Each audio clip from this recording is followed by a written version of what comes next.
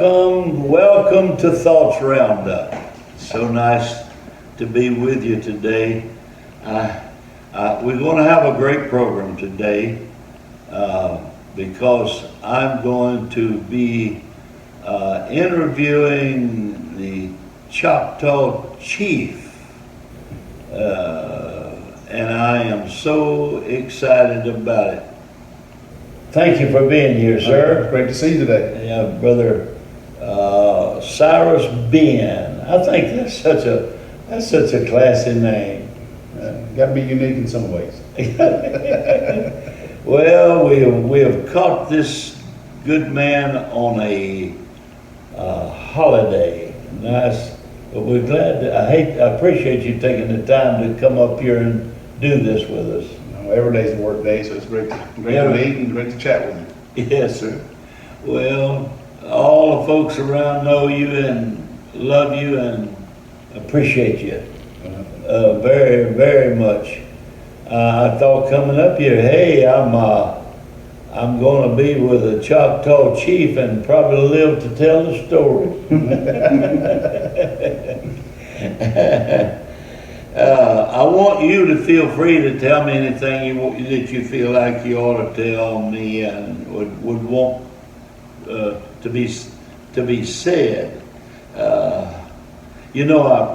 was also thinking about a little story I heard. Said the cowboy was riding along the road and he just detected somehow, he just had a feeling there was Indians out in the woods, and said he had that feeling, and all of a sudden he saw a couple of Indians, and then he heard the drums, and he said, I better, he kicked his horse, he said, I better hurry, and an Indian up on the mountain said, oh, don't worry about it, that's not our regular drummer. That's good one, that's good.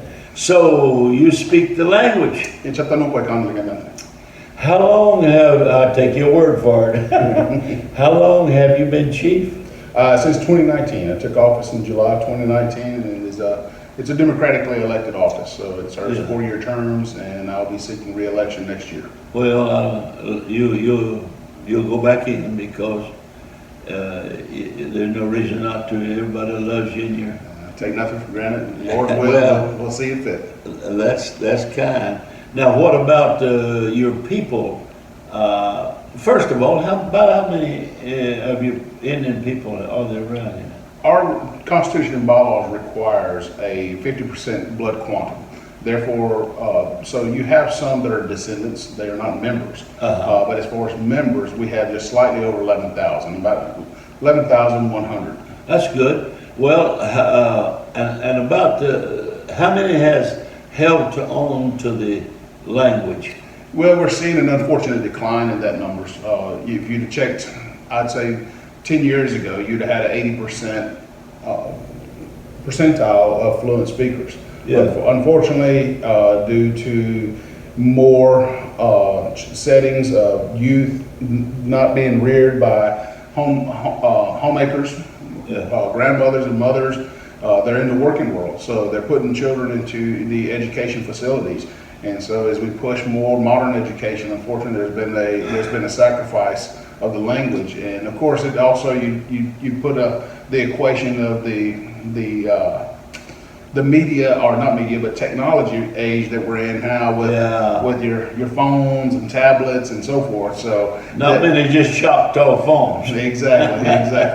We're very modernized in society, and unfortunately we also utilize that equipment, and it also hurts by our children being adapted to that technology as well. Well, that's the same way with Spanish or Mexican. That's the same way with like the Cajuns down in Louisiana. My daughter-in-law is half Cajun and half Choctaw. Oh, okay. Yeah. But you see, the Cajuns also, there was a while they were embarrassed about their language. And that's a challenge. I mean, even for myself, I can testify that my son, he was really adapting to the language, just not being totally fluent, but utilizing the language. And as he would go through daycare facilities at that age, pre-K, and as he entered into grade school, we seen that transition of reliance more on English. For myself, I spent many hours being raised by, whether it was my granny, whether it was my great aunt, spending time in their yards where she was an artisan. So she would not only share the language with us, but spend time, whether teaching us beadwork or basketry, that she was very well versed upon. So she immersed us into that environment. And it's just with today's society, Well, I'm glad that a lot of you people still speak. I'm glad, and I was I told my son that's married to the Cajun and half Choctaw that I was going to be speaking with the chief, and he said, "Ask him, can he help me with my wife in any way?" He indicated that maybe you could work out some of his problems. Now, with the Choctaw tribe, I know that many people are not aware of it. Many people that go through grade school and the curriculum teaches about the Trail of Tears. But there was an unfortunate incident that happened in America. This is Cyrus's opinion. It was a genocide. The United States government posed a genocide upon our ancestors. And unfortunately, we lost a lot, but I also want to praise those that were resilient and were able to make it through that time. Whether it was our ancestors that stayed here in Mississippi and survived, or those that even were pushed to Oklahoma, or even now, what you had in 1945, the Mississippi Band of Choctaw Indians was federally recognized. I'm not accurate, I think maybe in the late 50s or 60s or so, the Choctaw Nation of Oklahoma was given federal recognition. And then in 1995, the Gina Band of Choctaw of Gina, Louisiana, in 1995 was given federal recognition. So there's three bands, or as in Oklahoma they call themselves a nation, but you have the Gina Band and the Mississippi Band of Choctaw Indians. I think anyone that has read or really studied the Trail of Tears and not just took the story view of it, the storybook view, know that there was a lot more to all of that. They were lied to even get them on the trail. I teach the young, that unfortunately there's an ugly history that you can read into, but at the same time, I want them to not dwell on the ugliness side of it, but on the positive side. That because it's over. Your ancestors were resilient. They overcame. We overcame, and here we are today, 2022, and we're, every person, every human being, if you got life, you're going to face adversity. You're going to face challenges, and that's how I chase it. View it as, let's overcome. Yeah, I read that little book several years ago, and I'm sure you're familiar with it probably. The Education of Little Tree. I haven't read it. No, sir. Well, it's a neat story. Somebody said they thought maybe it was a little bit off. They was talking about when some of the people on the march died, they carried them. They would not make them ride, or put them in a wagon. They carry them. I don't know if it's a beautiful story in that way. How brave they were and so forth. All these baskets, all this artwork, I picked up a couple. This is some of the neatest. I believe that, do I understand it right, that your people still, the ladies go down and get it? Yes, we definitely, it's quite a challenge. You have to go out into the swampy areas. Many people mistake it when they see a patch of bamboo on the edge of a road somewhere and say, oh, there's a lot of cane right there, but it's actually bamboo. This one is river swamp cane. There is a difference in them. Oh, I know that. A lot easier to work with from a joint standpoint, spacing. But yeah, we're grateful. It's challenged in itself, as well as how much of that has been passed down. How many of the young people are willing to learn that that trades. Now, they go in the woods and get that, That is correct. or swamp, and whatever, and then they have to process it themselves, and then they weave it from start to finish. Exactly. It's gotta be what, kind of stripped and, Actually, yes, you strip the outer hull of the Yeah. cane, and then it's woven. You have some variants too. You see here on the table, these are what we call single weaves. You see on the interior, yeah, you only see the backside of the cane versus this one here, where it has been Oh. woven inside and out, Yeah. and these will be referred to as a double weave. I see. And the double weave in history, they were woven so tightly, as you can see, you can't see light through it. Many times if they were tightly woven enough that they could hold liquid and stuff. And a lot of your people can still do that. We do have some artisans that we were very blessed with. We have some artisans, not only do they make basketry, drums, clothing, the beadwork, and various pieces of our culture. Yeah. Well, I think it's so neat. What would you like for us to know? Well, it's quite ironic that we meet here today.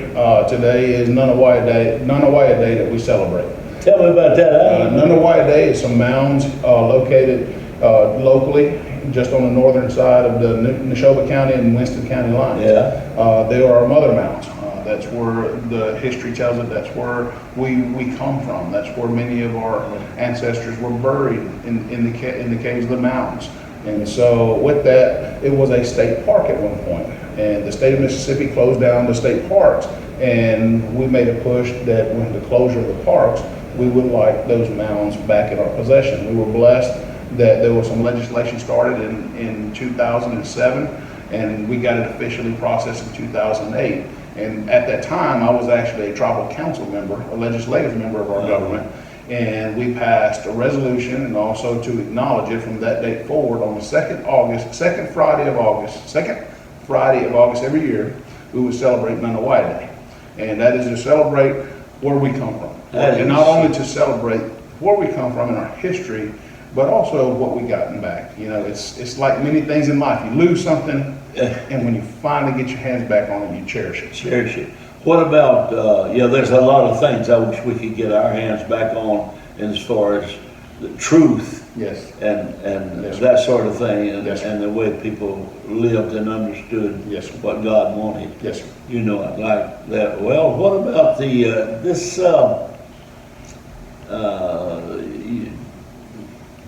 I don't know how to ask it, but I guess it's okay to ask it.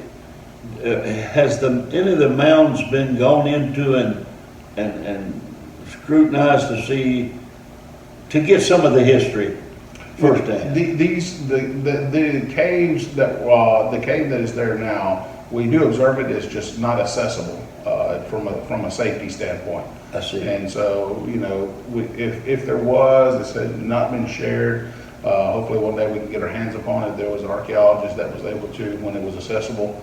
But we do try to, Do you know how many tribes there are across the country? you have now